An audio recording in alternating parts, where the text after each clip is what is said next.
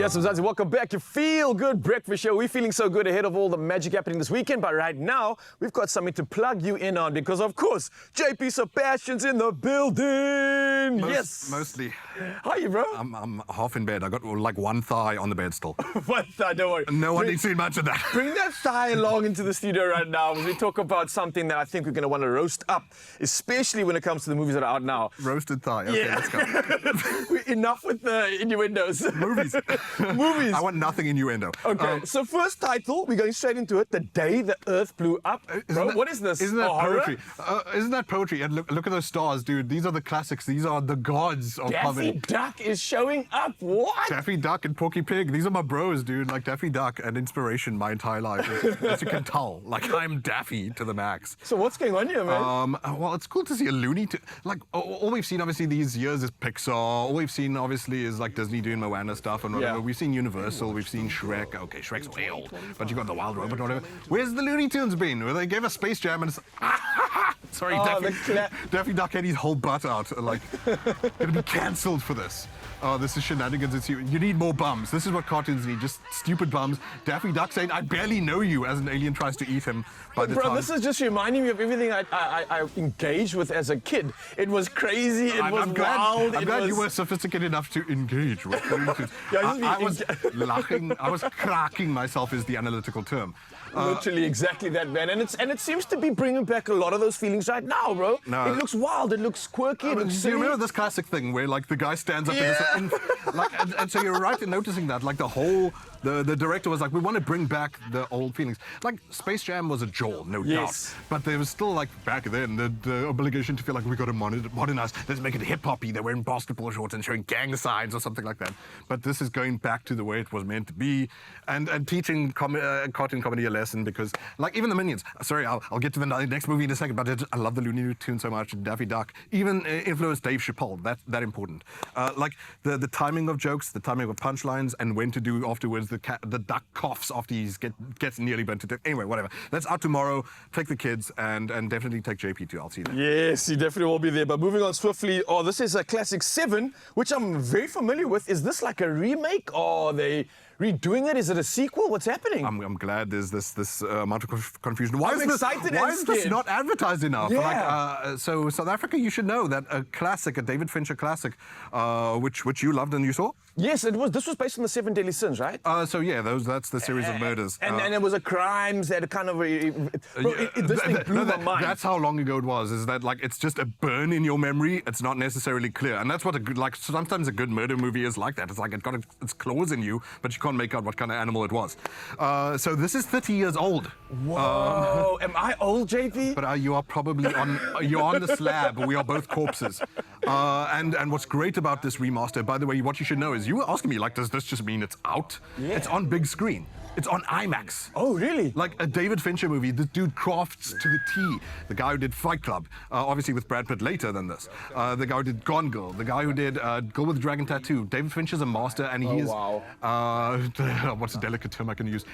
Anally like perfectionist about getting these movies right. Very delicate. Gotta be delicate there with those innuendos. And the dude had, and this is all he deserves as a great director, the rights to be the man to remaster this himself. Sometimes remasters come out and they don't have the director at the steering wheel. Like you're saying, no, this is what I want the final vision to look like. I want this blueness to still be here. I want the black to look like this. I want this scene out and that scene in and whatever. But he was hands-on in re-injecting a remaster of 7, 30 years old now. Morgan Freeman before he was God.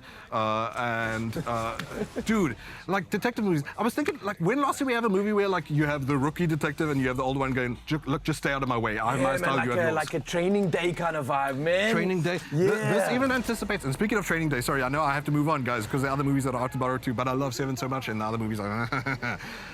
Instead of Brad Pitt, this was nearly going to be Denzel Washington. Denzel Washington turned this down to act with Morgan Freeman because he said this movie feels too dark and evil. That's crazy. And then he regretted it afterwards because David Fincher's a master. The dude, crazy director. He will make Brad Pitt do 80 takes. He does not care because he's a professional. Out tomorrow, I'm going to be there and I'm going to be watching Looney Tunes. My brain's going to be a mess. We celebrated that. We've got 2 movies to quickly move through right now. We've got talking about Marked Men, Rule and Shaw. What is that title? What's happening here? It's out now, of course. That's apparently what humans look like. And JP will be there, but he'll be at the front door with a can of pepper spray if you dare go spend money on stuff like that. Honestly, guys.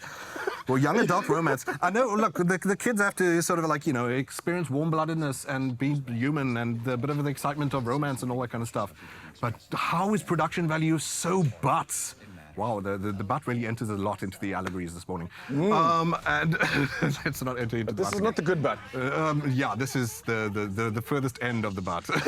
Okay, this is unfair. Shame. JP's not seen this movie, and like I said, sure, some teenagers also they also want to get a taste of what does it feel like, the rush of romance and you know so the story. I mean, you've got these two characters, very humanly named Rule and Shaw. They've been best friends for the longest time, and she's feeling like, wait, I've actually got these feelings, and can we explore this? What are the boundaries with friends and all that kind of business? But good grief, it just reminds me of, dude, I don't know if you noticed, there's so much schlock on streaming. Like, there's a lot that just feels like a vending machine pooped it out the wrong end. Just like by numbers, ticking boxes. We used to laugh about telenovela. We were like, oh, this looks funny. It seems like this is all that there is now. This, guys, you cannot be, when you've got, and I mentioned the other day, Baby Girl is out. If you want something warm-blooded, want something sexy, Baby Girl is where you're at.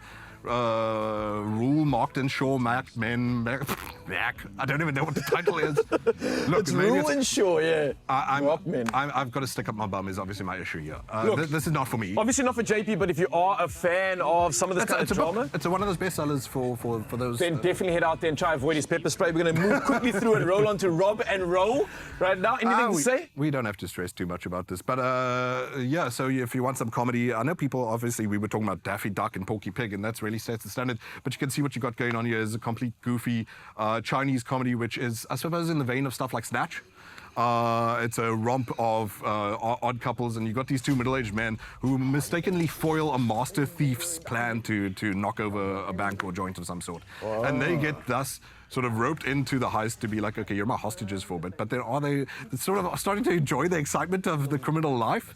It actually looks like decently made. Sometimes is it like an Asian Guy Ritchie kind of vibe here? So yeah, it looks like we've and let's not be silly because China sets the standard with that. I don't know if you've ever seen a John Woo movie. Guy Ritchie can go to kindergarten and sit down on his tiny bum. I'm going to keep it with the bum themes here. Rob and Roll, as you can tell by the silly name, it looks like it's going to be a decent enough comedy. And since we're all on Red Note now, we might want to start learning the language of, sorry, not Red Note, Xiao Hang Shu. Yeah, I suppose, like I said, if you love stuff like oddball cop stuff, whether it's Mark Wahlberg and Will Ferrell, maybe this isn't going to be necessarily as funny, and sure, there are going to be some sort of cultural things where you're like, I don't get that joke, but whatever. Don't worry, you're going to have like English subtitles to go with it too. If you missed out on Seven, that's the cop movie you need to see, by the way. It's Seven.